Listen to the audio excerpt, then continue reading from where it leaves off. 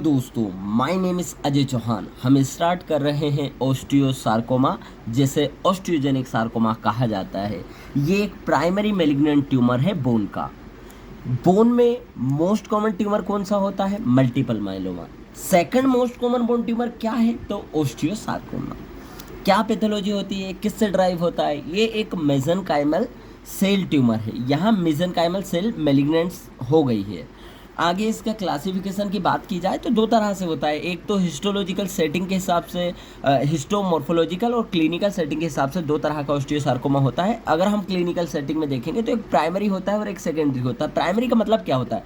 Primary जो होता है वो एज ग्रुप 15 to 25 ईयर में पाया जाता है और यही मोर कॉमन पाया जाता है, मतलब ज़्यादा प्राइमरी वाला ही पाया जाता है। अच्छा, इसमें जो होता है कोई प्री मेलिग्नेंट कंडीशन जो है, जो पहले से बोन में जो प्री मेलिग्नेंट जो कंडीशन होती है वो इसमें नहीं होती है। Not pre malignant condition. अब जो सेकेंडरी ओस्टियोसार्कोमा होता है वो ओल्डर एज ग्रुप में पाया जाता है, 14 ईयर ऑनवर्ड। इसमें प्री मेलिग्नेंट कंडीशन होती है, जैसे कि Paget disease of bone, Paget disease, bone island और फाइब्रस डिस्प्लेजिया और इरिडिएशन टू द बोन। यहाँ इंपॉर्टेंट है कि यार रेडिएशन से ये ट्यूमर हो जाता है, मतलब प्री मेलिग्नेंट कंडीशन है। आगे हम देखें कि ये हमने किस तरह का क्लासिफिकेशन करा, क्लिनिकल। अब हम क्या पढ़ रहे हैं?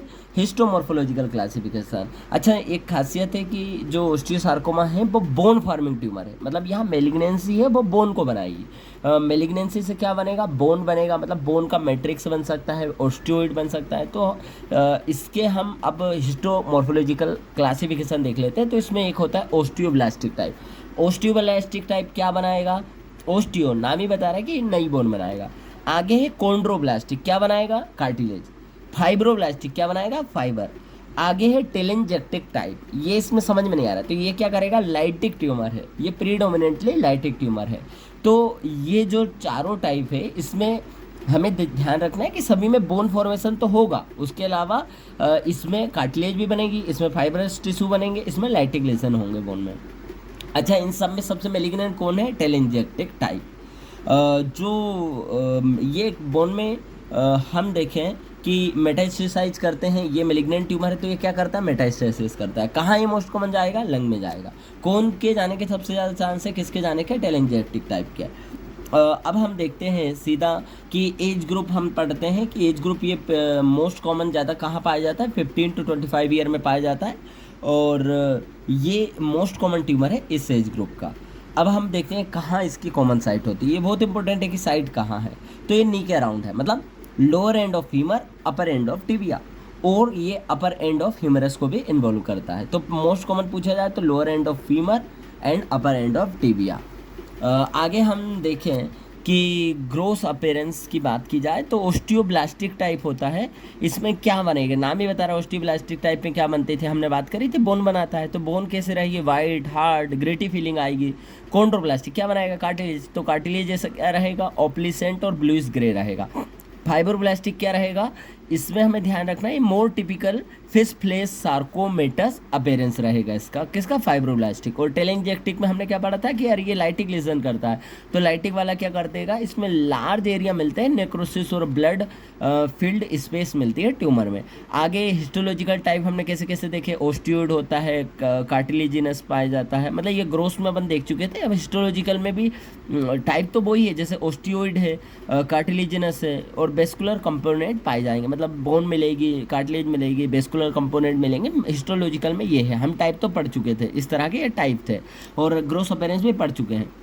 अब क्या क्लिनिकल फीचर रहेंगे? तो पेशेंट पेन की कंप्लेन करेगा, स्वेलिंग होगी, पेन ये फर्स्ट सिम्टम है, फॉलोड बाय स्वेलिंग।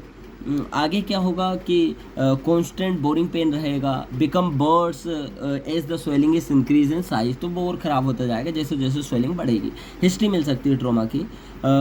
यहाँ पर जैसे जो सम टाइम पेशेंट प्रेजेंट होता है पैथोलॉजिकल फ्रैक्चर्स है। अब हम देखेंगे एग्जामिनेशन। तो एग्जामिनेशन में हमें स्वेलिंग मिलेगी। अच्छा, यहाँ सबसे इंपॉर्टेंट बात है, ये बिल्कुल याद ही रखना है कि ये स्वेलिंग मिलेगी कहाँ? मेटाफाइसिस पे। ये बहुत इंपॉर्टेंट है कि मेटाफाइसियल एंड को ये इन्वॉल्व करता है। आगे स्किन हमें स्वेल मिलेगी मेटाफाइसिस, स्किन चूँकि मेलिग्नेंट ट्यूमर है तो पूरी स्किन जो है वो स्वेल हो जाएगी, वहाँ वेन क्या रहेगी, प्रोमिनेंट वेन हो जाती है, मेलिग्नेंसी में क्या प्रोमिनेंट वेन हो जाएगी, स्वेलिंग मिलेगी। और आगे हम देखेंगे बाम रहेगा, टेंडर रहेगा। और आगे हम देखें कि मार्जिन इसकी वेल डिफाइंड नहीं होगी। मूवमेंट करेंगे तो अगर ये जॉइंट के आसपास पास बना है तो जो मैकेनिकल ऑब्स्ट्रक्शन की वजह से जिसे मूव करेंगे पेड़ तो मैकेनिकल ब्लॉक हो जाएगा इस ट्यूमर की वजह से। जो ग्रोथ हुई इस चक्कर में मूव नहीं होगा पूरा पेड़। आगे अपन इन्वेस्टिगेशन में क्या करेंगे, एक्सरे करेंगे। तो एक्सरे के हमें फीचर बिल्कुल क्लासिक याद ही रखना है कि किस तरह का अपीयरेंस मिलता है। यहाँ पर सन रे अपीयरेंस बिल्कुल पक्का याद ही रखना है कि सन रे अपीयरेंस मिलता है। कोडमैन्स ट्रायंगल मिलता है। कोडमैन्स ट्रायंगल कहाँ बनता है, जो यहाँ जैसे मेटाफाइसिस को ये इन्वॉल्व करता है तो जो पेरियोस्टियम जो होती है, जैसे इन्वॉल्व किया मेटाफाइसिस को, पेरियोस्टियम एलिवेट हो जाती है।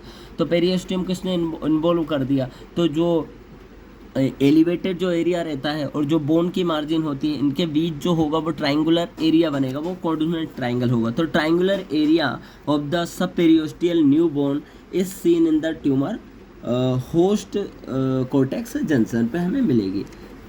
आगे सन रे अपीयरेंस बिल्कुल याद रखना है। कोडमैन्स ट्रायंगल ध्यान रखना है कि ये स्पेशल किसके लिए है, ओस्टियोसार्कोमा के लिए है। पेरियोस्टियल रिएक्शन मिलेगी हमें और इरेगुलर एरिया ऑफ डिस्ट्रैक्शन मिलेंगे मेटाफाइसिस पे। अब हम देखेंगे सीरम एल्कलाइन फास्फेटेज क्या होगा। बोनी ट्यूमर है तो क्या बढ़ जाता है, बोन में हमें बोन में बढ़ जाएगा ये, है ना। बोन से ये बोन जो होगी, बोन सेल से निकलेगा अपना क्या, सीरम एल्कलाइन फास्फेटेज, ये बढ़ जाएगा। ये डायग्नोस्टिक नहीं है, नो डायग्नोस्टिक सिग्निफिकेंस। बायोप्सी बात की जाए तो ओपन बायोप्सी करेंगे अपन। आगे अपन देखें बायोप्सी करते हैं अपन, है तो लिखा है standard method of confirm the diagnosis. आगे हम ट्रीटमेंट देख लेते हैं फटाफट।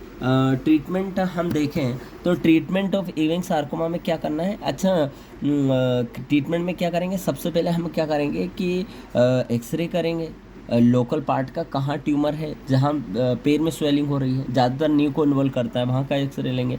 चेस्ट का एक्सरे लेंगे। बायोप्सी से कंफर्म करेंगे कि हाँ ये सार्कोमा है। जब कंफर्म हो गया बायोप्सी से, उसके बाद हम चेस्ट एक्सरे देखेंगे। चेस्ट एक्सरे लेंगे तो चेस्ट एक्सरे हमने क्यों लिया, ट्यूमर वहाँ है, क्यों, क्योंकि ये मेटास्टेसिस हो सकती है लंग में, तो हम देखना चाहेंगे कि मेटास्टेसिस है कि नहीं। अब लंग का चेस्ट एक्सरे करा तो हमने वो चेस्ट एक्सरे करा तो हमें क्या मिला, नॉर्मल मिला। तो नॉर्मल मिला तो ये अच्छी बात है। इसमें हम देखेंगे कि अबे हमें क्या करना है, लोकल कंट्रोल करना है उस ट्यूमर को। लोकल कंट्रोल हम कैसे कर सकते हैं, लिम्ब एब्लेशन कर सकते हैं, लिम्ब हटा देंगे तो इसमें गुड प्रोग्नोसिस होता है। पेशेंट यूज़ कर सकता है आर्टिफिशियल लिम्ब। आगे आ जाएगा लिम्ब सेविंग सर्जरी कर सकते हैं। लिम्ब सेविंग सर्जरी में जो पार्ट है उसको अपन, जो ट्यूमर है उसको रिसेक्ट करेंगे। रेडिकल रिसेक्शन कर सकते हैं विथ रिकंस्ट्रक्शन। और आर्थोडेसिस कर सकते हैं, जॉइंट रिप्लेसमेंट कर सकते हैं, और इसका प्रोग्नोसिस भी गुड है। अब हम देखेंगे कि जो लोकल कंट्रोल है वहाँ पर लंग में तो गई नहीं है मेटास्टेसिस, बाकी हम फिर भी कंट्रोल करने के लिए, कि अभी नहीं गई है फिर भी हम कंट्रोल करने के लिए क्या देंगे, न्यू एडजुवेंट कीमोथेरेपी और एडजुवेंट कीमोथेरेपी देंगे ताकि ये ट्यूमर फैले नहीं।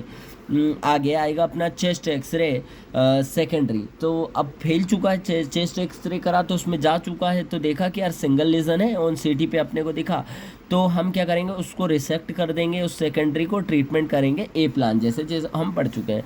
अब आ जाएगा कि मल्टीपल पहुंच चुके, अरे अब मल्टीपल पहुंच चुके मतलब ज़्यादा पहुंच चुके, तो पेलिएटिव एब्लेशन कर सकते हैं। बस अब पेलिएटिव ट्रीटमेंट है, पेलिएटिव एब्लेशन करते हैं ट्यूमर का और कीमोथेरेपी देते हैं, और इसका प्रोग्नोसिस पुअर रहता है। अब हमने यहाँ पर तो रेडियोथेरेपी, कैंसर है तो भी हमने रेडियोथेरेपी यूज़ नहीं करी, हमने क्या यूज़ करी, कीमोथेरेपी यूज़ नहीं करी। रेडियोथेरेपी क्यों यूज़ नहीं करना है, क्यों, पहली बात कि ये रेडियो रेजिस्टेंट ट्यूमर है, दूसरी बात कि ये रेडिएशन से हो रहा है ट्यूमर। हमने पढ़ा था ना कि यार प्री मैलिग्नेंट लेसन है, तो पहले से ही रेडिएशन है, उस पर ये हो सकता था, आपने पढ़ा था ना, प्री मैलिग्नेंट कंडीशन है, ये पढ़ा था इरिडिएशन और टू द बोन, तो ये रेडियो रेजिस्टेंट भी है, साथ ही साथ ये इरिडिएशन होता है, बोन से ट्यूमर होता है रेडिएशन से। तो ये हमने कंप्लीट करा ऑस्टियोसार्कोमा। Thank you.